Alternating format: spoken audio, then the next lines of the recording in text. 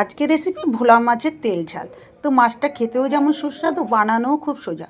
প্রথমে আমি কড়াতে তেল বসিয়ে দিচ্ছি, আর এদিকে মাছটা ভালো করে ধুয়ে লবণ, হলুদ আর একটু লঙ্কার গুঁড়ো দিয়ে মাছটা আমি মাখিয়ে নেব। তো তেলটা আমার গরম হয়ে গেছে, আর মাছেও আমার নুন, হলুদ আর লঙ্কার গুঁড়ো মাখানো হয়ে গেছে। এবার আমি মাছগুলো একটু কড়া করে ভেজে নেব। তো দেখো, প্রথমে আমি কড়াতে মাছগুলো দিয়ে দিলাম। তো এগুলো একসাথে বেশি করে দেব না, মাছটা খুবই নরম থাকে, তার জন্য এখানে আমি দুটো করে মাছ ভেজে নেব। তো দেখো, মাছটা আমার ভাজা হয়ে গেছে। এবার আমি মাছগুলো তুলে নিচ্ছি। এরপরে আর যেই মাছগুলো আছে সেই মাছগুলোও আমি ভেজে নিলাম। এবার এই তেলেই আমি দিয়ে দেবো একটু কালো জিরে ফোড়ন। তারপরে আমি এখানে পেঁয়াজ কুচিয়ে রেখেছি, পেঁয়াজ দিয়ে দিলাম। এখানে একটা মাঝারি সাইজে পেঁয়াজ নিয়েছি, পেঁয়াজটাও আমি একটু হালকা ভেজে নেব।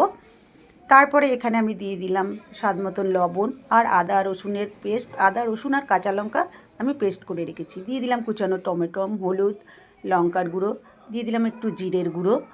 আবারও ভালো করে নাড়াচাড়া করে নিলাম। আমি এবার এখানে একটুখানি জল দিয়ে দেবো যাতে মশলাটা না জ্বলে যায়। তারপরে নাড়াচাড়া করে আমি এবার আমার মশলাটা কষানো হয়ে গেছে, দিয়ে দিলাম জল পরিমাণ মতন, দিয়ে এবার ভাজা মাছগুলো আমি উপরে দিয়ে দেবো। তো আমার দেখো, যাতে ঝোলটা যাতে ভালো করে গায়ে লেগে যায়, একটুখানি ঢেকে দিলাম। ঢেকে চাপা দিয়ে আমি মাছটা ফুটিয়ে নিলাম, আর ওপর দিয়ে দিয়ে দিলাম আমি ধনেপাতা।